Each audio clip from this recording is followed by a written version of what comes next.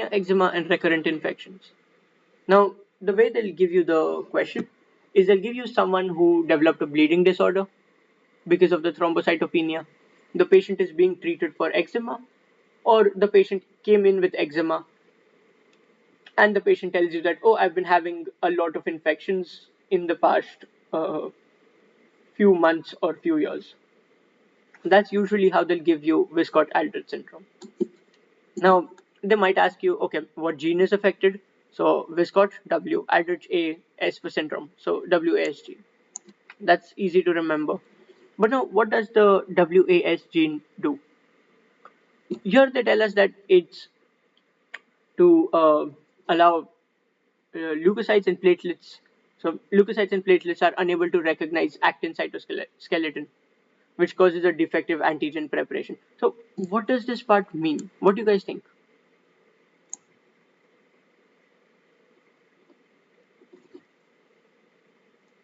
Oh, actually, it already says what it means, but Like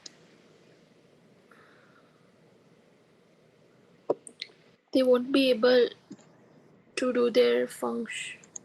and that's true. They won't be able to do their function. Now, it actually just says here that there would be a defect in Defective antigen antigen presentation. presentation. But why does this happen? Uh, let's take the cell membrane.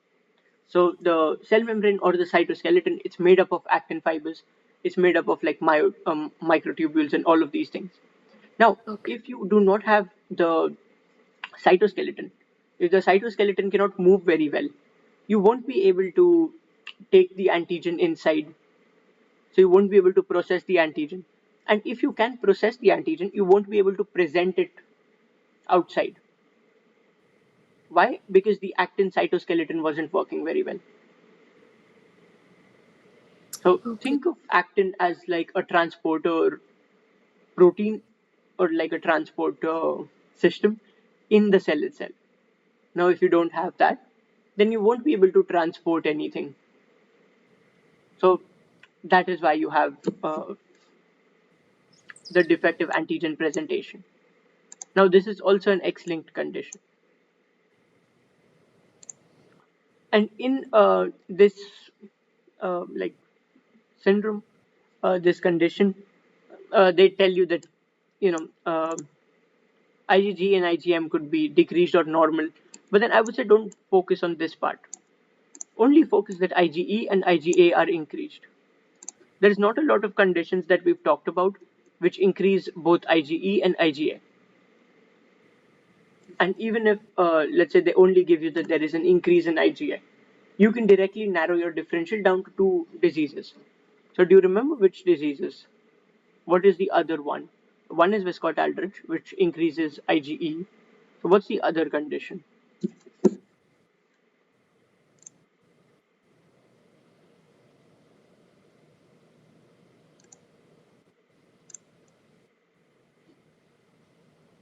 So IgE is usually related to some sort of allergic reaction or parasites, right? Yeah, yeah. But then, which condition Okay. has increased IgE? Which immunodeficiency? Condition. Oh, allergic parasites. Hyper IgE, the job syndrome? Yes, hyper IgE. Oh, Wait, not okay. DiGeorge syndrome. Job. Job syndrome. Yes. Job syndrome. Yeah, Yeah, I, like I, C I job. accidentally heard DiGeorge and I was like, no, no, not DiGeorge. But Yeah, yeah, jobs. you can just remember hyper IgE syndrome. So it's in the Yeah. name. So that's one. And one is Wiskott Aldrich. Now, once again, because the antigens cannot be presented, so you'll have a defective T cell. T cells won't be able to do their function very well because they won't be activated. And now, because T cells aren't being activated, you'll have an increased risk for malignancy. Now, why do you think there'll be an increased risk for malignancy if the T cells aren't working? Well, T cell fights viruses and fungus. Yeah, And if that's not working, the viruses could I know that some viruses trigger autoimmune response. Some of them, but here Uh, the idea is a little different. Remember that T cells, except for viruses and fungus, they also are responsible for killing tumors. It's the oh, cytotoxic T cells and the natural killer cells, which are responsible for killing the tumor. So now, if the T cells cannot be activated, they won't be able to keep the tumor in check. So that's why you have an increased risk for tumor or malignancies.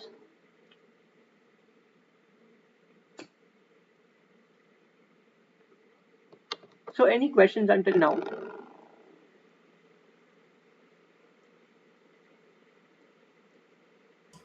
I'm good. Okay, Yeah, thank you. no problem. So now we have these two conditions. We have leukocyte adhesion defect or leukocyte adhesion deficiency, and then Chidak-Higashi syndrome.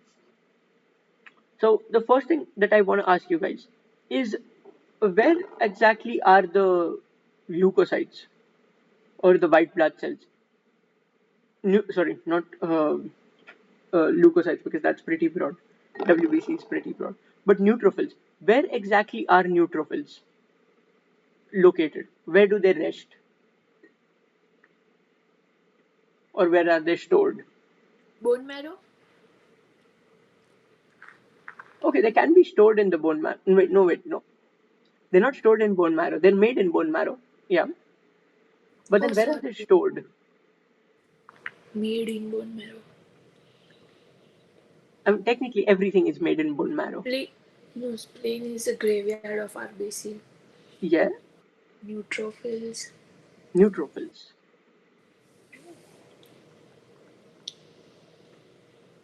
Thymus? No. No, thymus is T cells. T cells, yeah. So we'll eliminate one organ at a time. But then, no, where do you think they should be?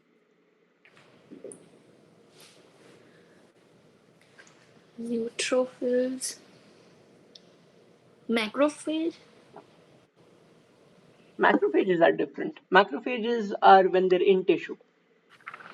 I think lymphocytes usually interact with macrophages. Yeah, that's true. Lymphocytes can interact with macrophages. But then where are these neutrophils? They're mysterious. They're somewhere.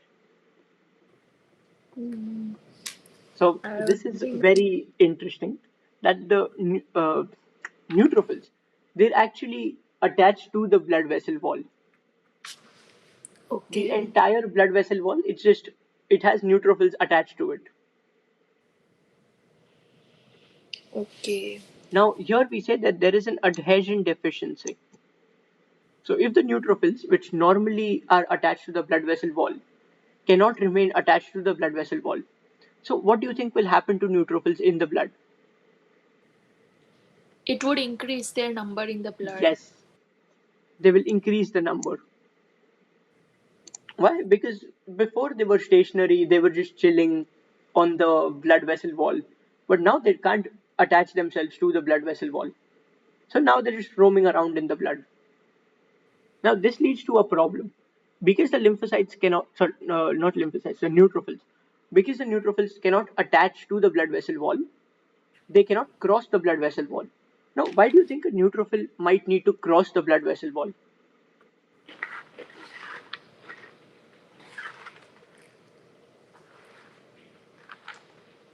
They cannot cross. No, they can. Because They should be able to cross the blood vessel wall. But why? because maybe there would be excess in number. No. Let's say I get a cut. Okay, I get a cut on my hand. Now, Okay. there is some inflammation around the cut. So, why do I have the inflammation? Because there are neutrophils and macrophages. So, now, where did those macrophages come from? Why are they causing inflammation? Because they Because they left would. the blood vessel, they went into the surrounding tissue, and then they caused inflammation. Okay. So, now if the blood vessels, so if now the neutrophils cannot cross the blood vessel, So then what would happen to neutrophils when there is infection? What happens when there is infection? Yeah, there will be no there will be no neutrophils at the site of infection. Why? Because they cannot cross the blood vessel.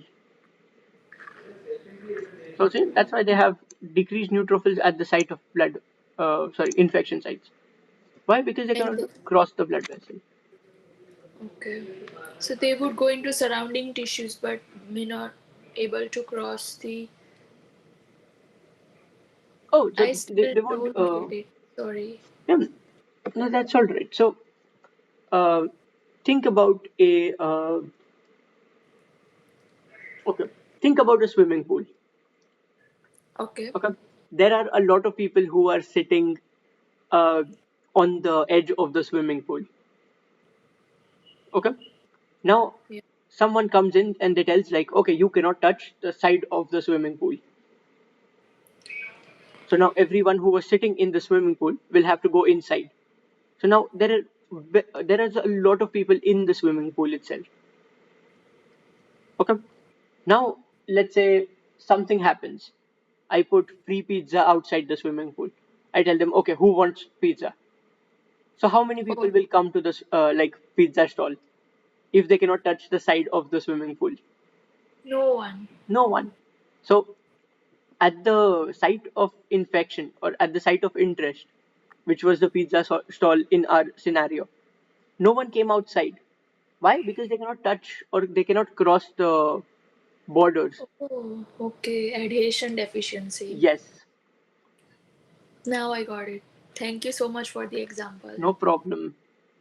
So now what protein is actually deficient? It's actually this one, the LFA1 One. integrin.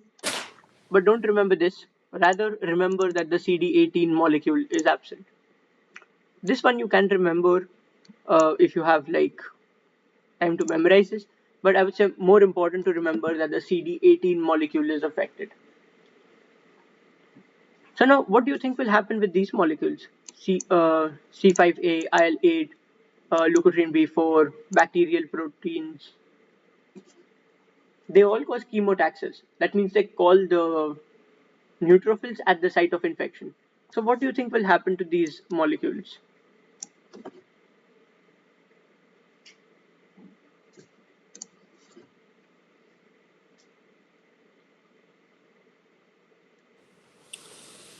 Mm, They'll they be won't be. ineffective.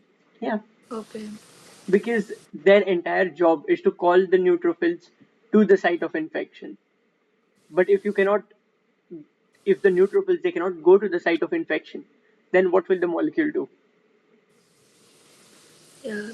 They won't be able to do their function. Yes. So there's a couple of things here, and this one you will have to memorize. That there is a delayed separation of the umbilical cord in patients who have leukocyte adhesion deficiency. Okay, this is one Okay. thing you will have to remember. But absent pus is something we can understand. Now, we already said so many times that neutrophils they aren't going to the site of infection, correct? And then what exactly is pus? Pu-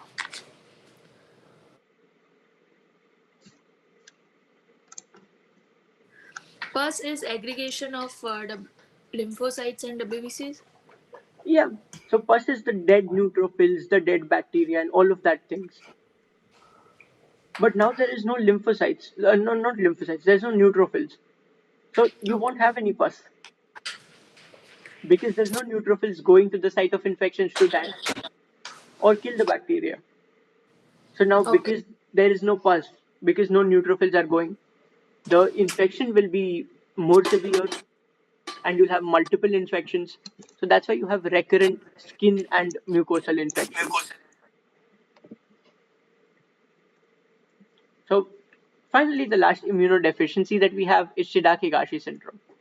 Now, for Shida-Higashi syndrome, uh, the entire problem is with microtubules and so this one, microtubules. Now, what exactly is the problem? So, okay, before we actually talk about the problem, what do you guys think microtubules actually do in the cell or in the body generally?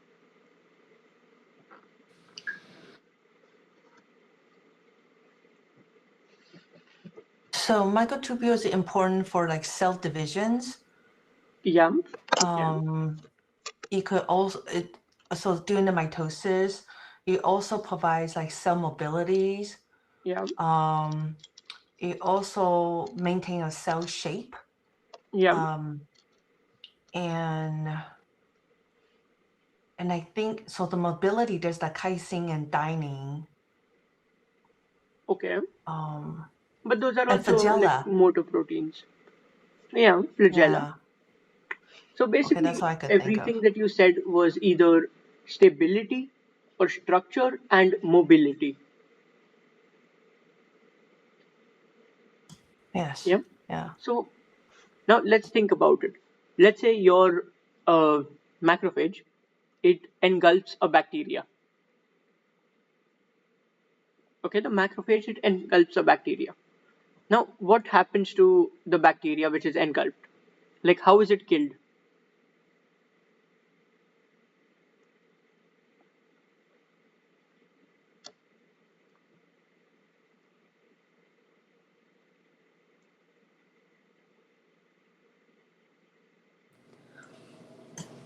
They would engulf it and then break it using enzymes, Yes, yes, that's correct. But which because enzymes? Yes, lysosome lysosome. would release. So basically, the vesicle with the bacteria, which was phagocytosed, will have to merge with the lysosome. Now, this merger will be called a phagolysosome. Okay. But now we said there is a defect in transport because of the microtubules. So do you think the lysosome and the phagosome will merge? No. No. So they won't merge. So then what will happen to the bacteria? It will stay in the cell. So it will be phagocytosed and it will just stay in the cell. Now because it's in the cell, it can still multiply. So it will keep on multiplying and it will form like a granule within the cell, like a large granule. And if you see here in the image, these granules are the ones which were phagocytosed bacteria. But now because they cannot form, sorry, now because they cannot fuse with the lysosome, they just present there.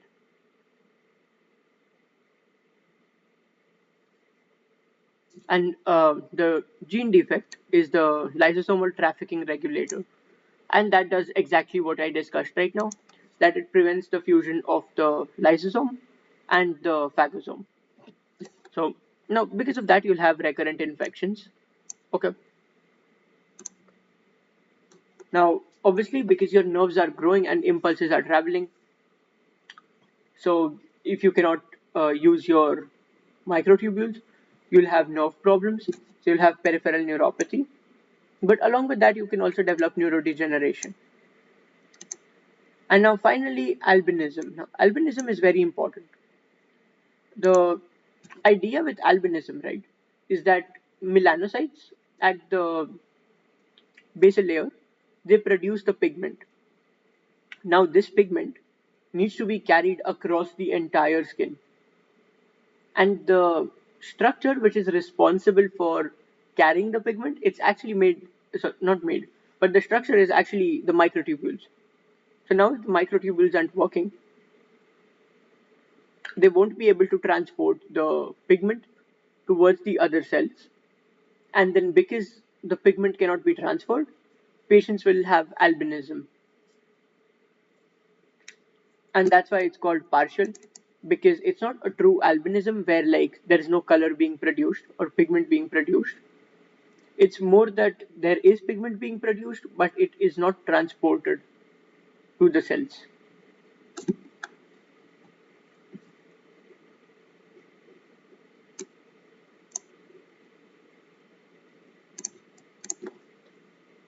So, guys, any questions about these two conditions? no, I would always remember about the swimming pool example. Yes. Mm-hmm. Good. Okay.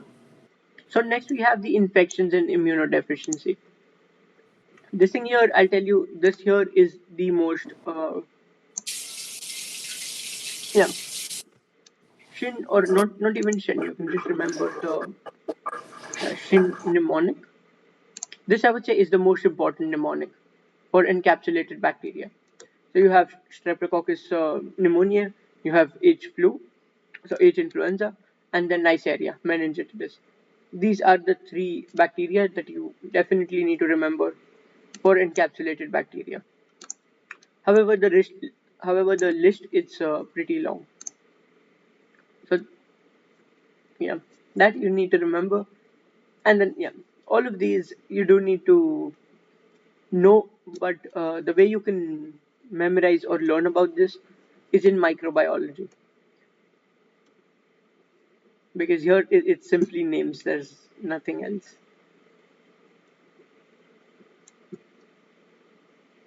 Okay. So next we have the transplant rejections. Now, for transplant rejections, right?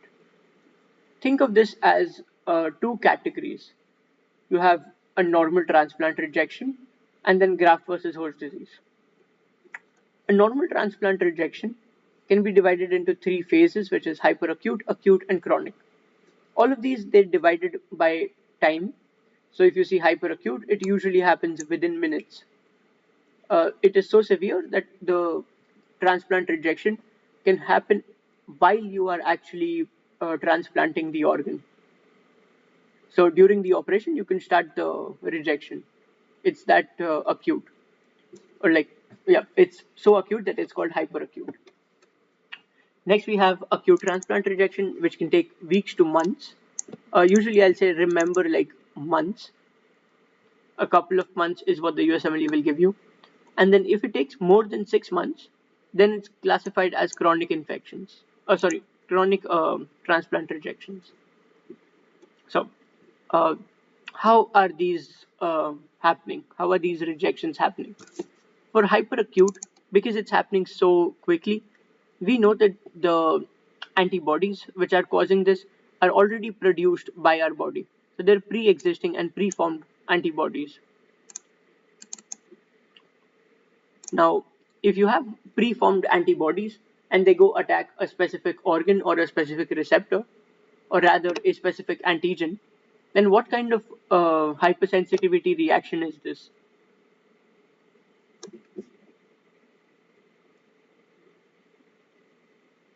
Type 1? Type 2. Oh, type 2. Okay. Type 1 is IgM.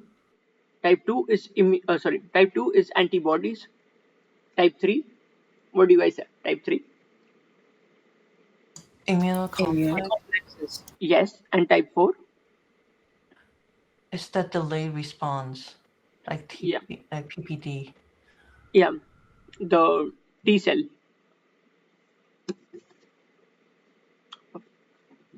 And now for hyperacute, what will you see?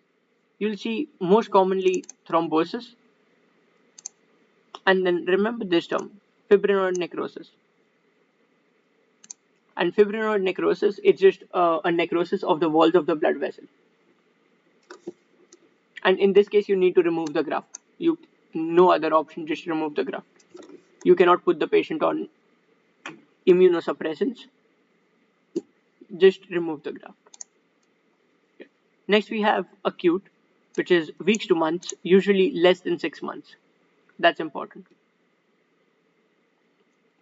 And then this reaction, this is the type 4 reaction. So this is a delayed hypersensitivity reaction. Oh, see it says here type 4 reaction. And the mechanism of action is pretty similar. Now, there is one difference here, that type 4 reactions, type 4 hypersensitivity reactions, are because of T cells. But for an acute rejection, you can also develop a humoral kind of a reaction. And these humoral reactions are mediated by B cells. So that means you're producing antibodies against the graft. So these are the two variants. Either it's a See. T cell mediated response or it's a B cell mediated response. And then what can you remember as symptoms? Think about lymphocytes infiltrating the organ and think about vasculitis. These are the two things you should remember. Okay. Lymphocytes, because obviously T cells would go in the graft and start killing the cells, and then vasculitis. Now, How to memor yeah. Oh, sorry to interrupt. How to Mhm. memorize this CD8 plus and CD4 plus?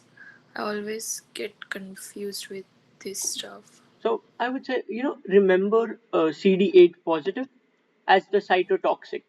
So they go and kill things. But Okay. CD8, sorry, yeah, CD8 is for cytotoxic, and then CD4 is the helper cells. Okay. So they will help the immune system. Okay. Yeah. Acute rejections, you can prevent them with immunosuppressants. Here you had to remove the graft. No matter what happens, just remove the graft. Here you can still prevent it.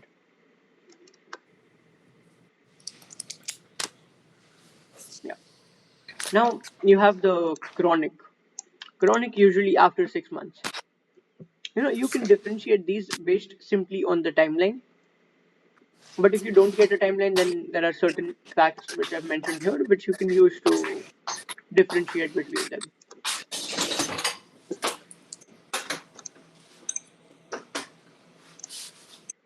Okay. So for chronic, uh, this is when you start the not start the but this is the time when you will have like memory T cell development. Think of it like that you have the CD4 cells which are activated in response to the APCs, which will then mount a full blown immune reaction or immune response against the graft organ. So you'll have both the both the lymphocytes, both cellular and humoral immunity. So cellular immunity, that is the T cells, and then humoral immunity, which is the B cells. Now, because it's both of them, so humoral immunity, because it's only antibodies which are being produced, that's the type 2 hypersensitivity reaction. And then cellular immunity, it's more of a delayed immunity and it's associated with type 4 hypersensitivity reactions. So that's why you also have the type 4. So it has both type 2 and type 4 hypersensitivity reactions. And the most important things you need to remember in the presentation or features is that these patients have atherosclerosis. That's one. And then also, oh no, now it's atherosclerosis, most important.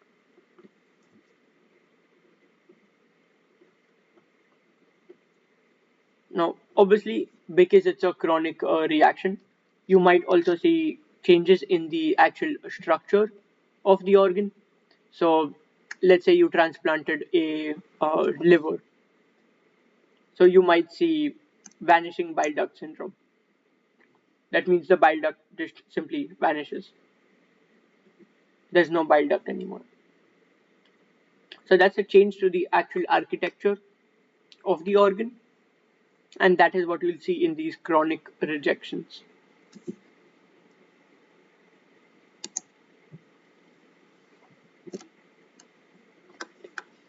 Finally, we have the graft versus host disease.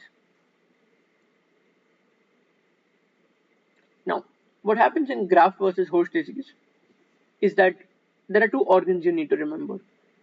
Either it's the liver or it's the bone marrow.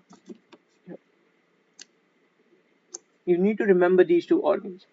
If you ever see someone getting a bone marrow transplant and then the person develops a rash, you're thinking graft versus host. Let's say it's a liver transplant followed by a rash, graft versus host.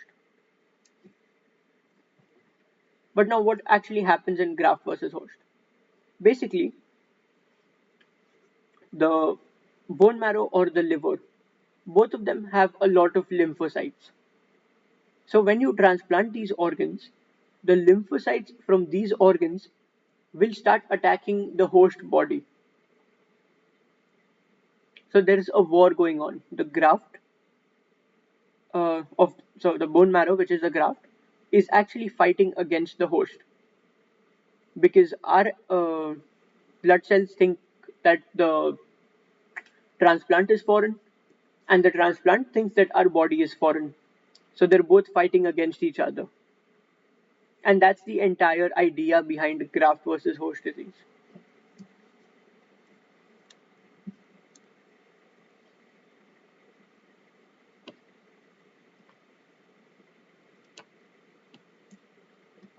Yep, that's all for graft versus host. So, guys, any questions with these transplant rejections?